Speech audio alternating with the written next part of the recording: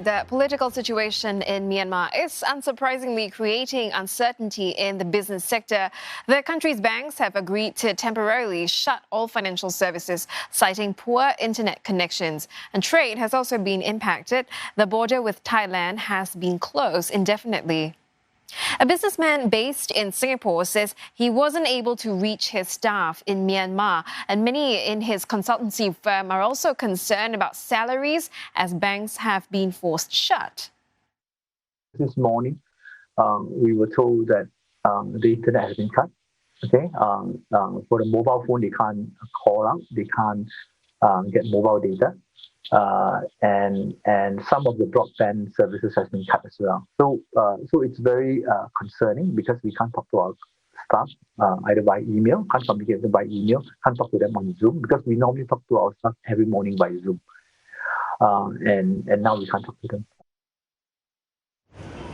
Mr. Tan's firm gives advice to companies on how to set up shop in Myanmar, and he says it's still a good place for investment in the long term, especially because of its low labor costs. We expect that in another 1 month time, the military would put priority on stabilizing the economy and trying to project, try to get business going again, banking system, confidence of the investors.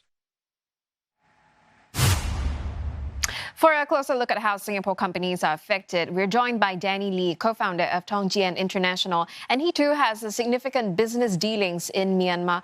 Well, Danny, things are still unclear on the ground. How are Singapore businesses being affected?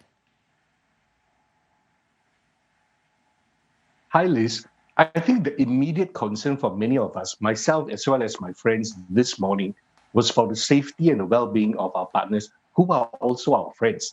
So since morning, we've been trying to call them, whether on Messenger or WhatsApp. Personally, it's like what I get is a dialing tone, but no one picked up on the other side. But by afternoon, we are quite happy to get in touch with all our friends over in Myanmar, whether in Yangon or in other parts of Myanmar.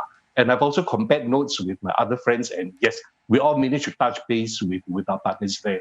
I think on the business side of things, our immediate concern really is that the supply lines will remain open, and that is between our suppliers and our clients and our customers. As of now, things seem to be okay, but we'll be watching developments very closely over the next couple of days.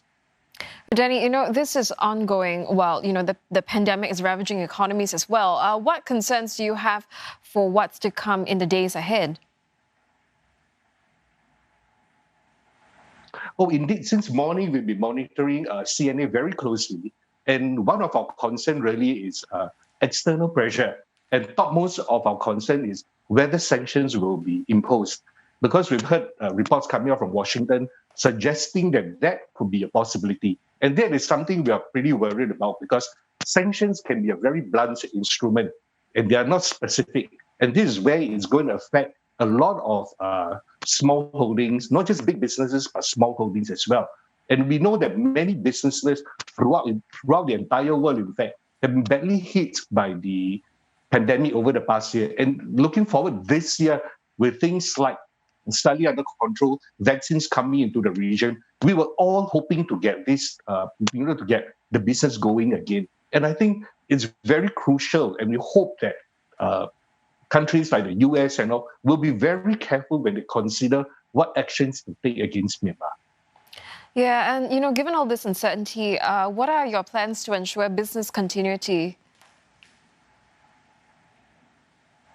Look, going ahead, I think what we'll be monitoring, of course, developments like I mentioned earlier, then of course looking at how logistics flow, particularly for trading. Logistics is going to be a very important part of it. So we want to make sure that can continue. In fact, this morning I've got calls also my friends in China, which do quite a bit of border trade with Myanmar, particularly in Vietnam, where the Rayleigh portion is, because the border is actually very close. You've got even kids there which will cross over, and then they will attend schools in China and then go back to Myanmar for lunch. So these are the things that the context will hope that they will continue smoothly, as smooth as possible. And then a final question. You think Myanmar will remain attractive to businesses despite what happened today? Yes, in fact, like what Andrew has mentioned earlier in the bulletin, that the fundamentals are still very strong over there. And in fact, since Myanmar opened up from 2014 onwards, it has attracted a lot of foreign investments, big and small ones. In fact, I've got friends who are working with international agencies to develop organic farming as well as exports of organic products to the EU, to the US. And these are the things we hope that, it is good. It has got a very good base and things are on a firm footing. And we hope that it can continue. That is really, it's our biggest hope. Well, thank you so much. Danny Lee there, he's co-founder of Tong Jian International.